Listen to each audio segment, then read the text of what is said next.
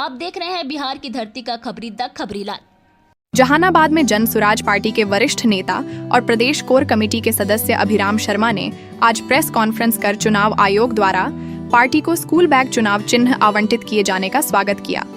उन्होंने कहा कि यह चिन्ह पार्टी की प्राथमिक सोच शिक्षा और विकास का प्रतिनिधित्व करता है।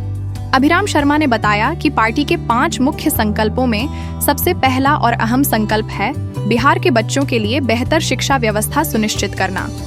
इसी उद्देश्य को ध्यान में रखते हुए पार्टी ने आयोग से स्कूल बैग को चुनाव चिन्ह के रूप में मांगा था, जिसे स्वीकार कर लिया गया है। अब जन सुराज पार्टी के सभी 243 विधानसभा प्रत्याशी इसी चिन्ह पर चुनाव लड़ेंगे।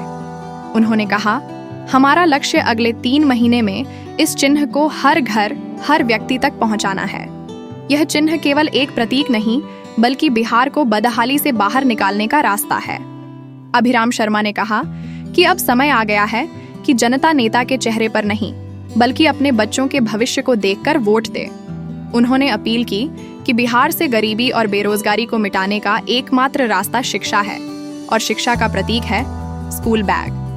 प्रेस कॉन्फ्रेंस के अंत में सभी पार्टी पदाधिकारियों और कार्यकर्ताओं ने यह संकल्प लिया कि वे घर घर जाकर लोगों को पार्टी के चिन्ह और इसके पीछे की सोच से अवगत कराएंगे। स्वराज पार्टी को स्कूल का बस्ता चुनाव चिन्ह आवंटित हुआ है, क्योंकि जन स्वराज पार्टी का एक लंबे अरसे की मांग चल रही है।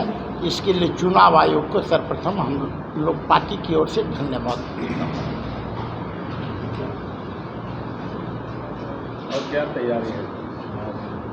अब स्कूल का बैग एक प्रतीक के रूप में ही माना जाए तो एक बहुत बड़ा उद्देश्य के साथ आया है कि गरीबी का रास्ता, जो बिहार गरीब बदहाल स्थिति में है, इससे निकलने का रास्ता इस स्कूल के बैग से है। ये एक प्रतीक के रूप में है। शिक्षा, हमारा बेरोजगारी, पलायन, ये सारी की समस्या का हल इसी स्कूल के बैग से ज्ञान की ज्योति निकलेगी और सारी समस्याओं का समाधान करके बिहार अपनी प्राचीन जो अवस्था थी, करीब 1960-65 की दशक का, कि अग्रगणी राज्यों में गिना जाता था, यही ज्ञान के चलते और स्कूल का बैग छूट गया था।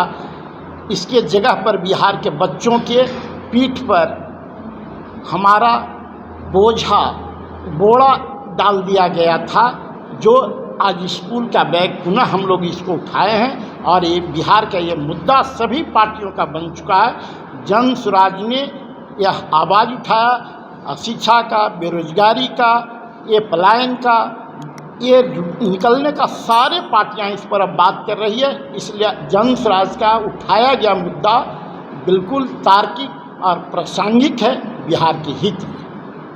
तो पार्टी का निर्णय होगा।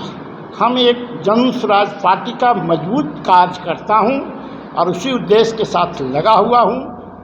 पार्टी जो निर्णय लेगी वो सर्वोपरि हो गया, वो हम लोग सभी को मान्य होगा। कौन चुनाव लड़ेगा ये पार्टी का निर्णय होगा। किस नज़र से देखते हैं फिलहाल जो सरकार है? बिल्कुल सरकार है कहाँ, आप लोग से बेहतर कौन जानता होगा।